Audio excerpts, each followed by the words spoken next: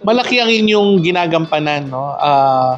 Hindi lang sa pagpo-promote, I call you as stewards of our country, no? Ibig sabihin nun, sa pagpapatuloy ninyo ng responsible vlogging, no?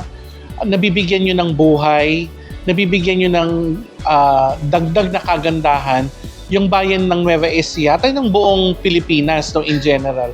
Alam ko na nandito kayo para tumulong, para maiangat, no, at makilala ang Nueva Ecija. So siguro gawin natin itong maging gabay, no, para sa ating mga, of course, kababayan. At bilang, of course, isang Nueva Ecijano, kailangan meron talaga tayong tatak na maiko-contribute sa ating community.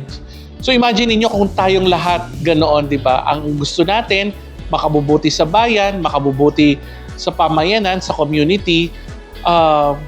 Hindi malayo na ang pagiging progresibo, ang kapayapaan, di ba? Kasi lahat tayo, ini-enjoy natin yung likas na yaman, yung kultura na bigay sa atin ng Poong May Kapal.